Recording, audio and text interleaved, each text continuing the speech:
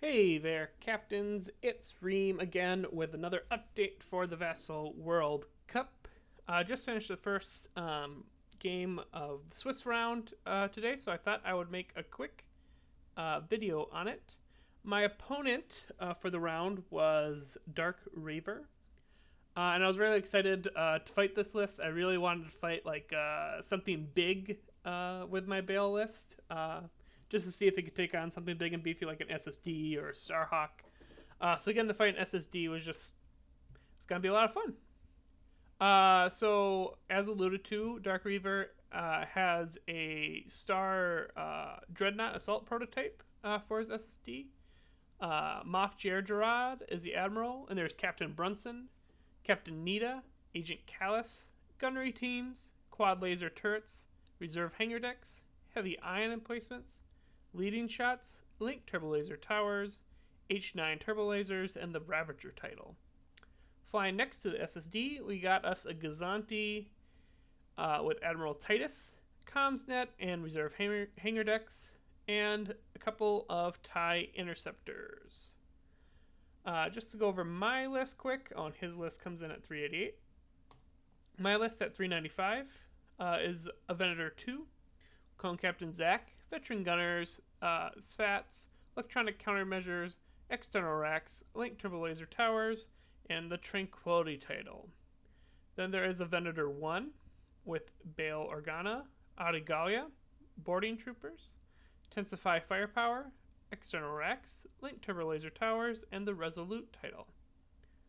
We then have a pair of Peltas, both with projection experts, both with, one with munitions and one with parts resupply, and then a Hondo Ohnaka.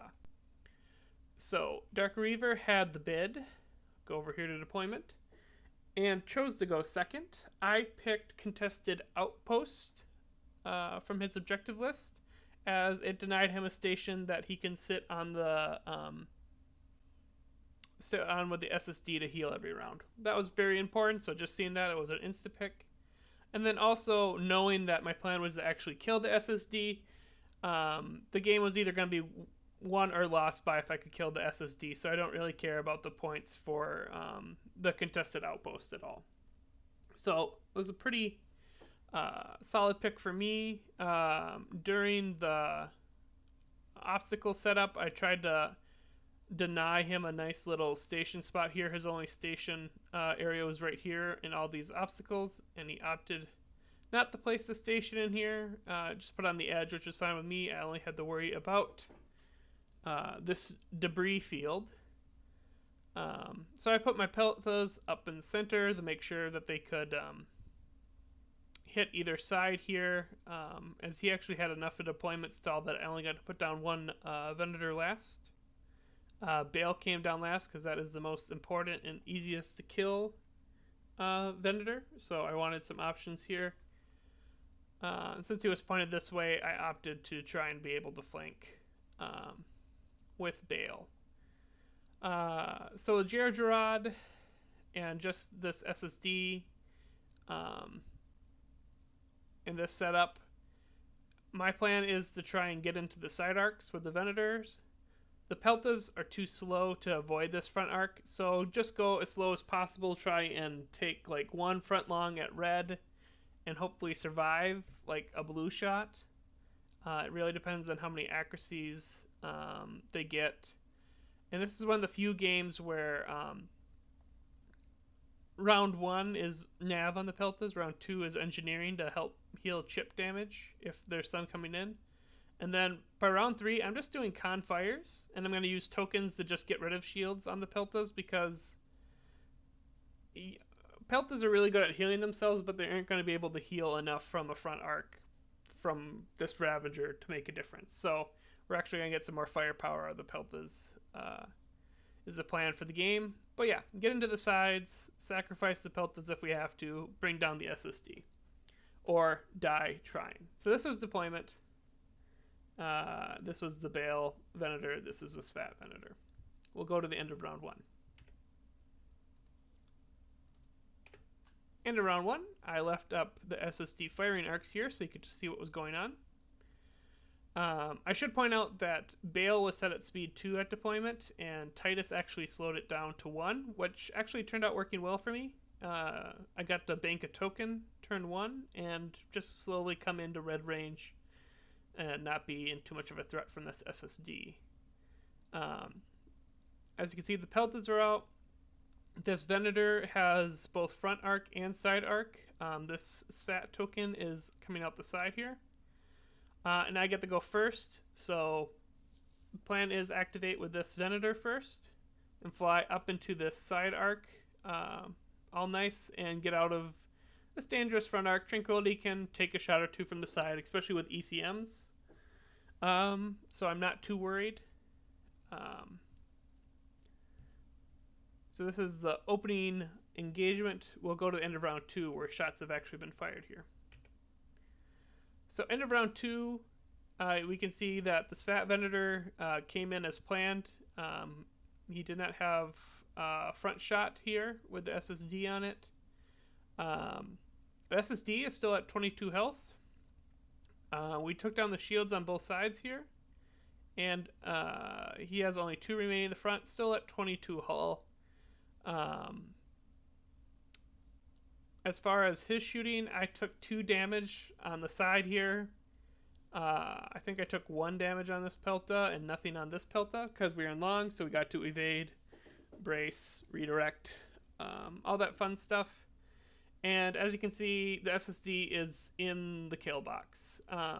However, the scary thing here is the plan for Bale was to get along the edge, and I did not expect SSD to turn into me like this. And indeed it has. And a bit of a spoiler for next round, I do go first with Bale to try and get into a side arc. But even with the token and a nav dial from Bale, I can't dodge. I can't move. It's a Reiem. So if this SSD survives, Bale's definitely, for more than a round, Bale's going to be in trouble. You might be able to take 1 shot just because we're so tanky in shields and hull. But anything more than that is going to be severely crippled. And luckily it is just in front arc. However, the upside to this move is, from DarkRaver being so aggressive, is I do have boarding troopers. So I do get to go first with Bale and like boarding troopers and really start stressing things out. And both of the Peltas are in line to shoot, and they'll have con fire dials coming up for the next round.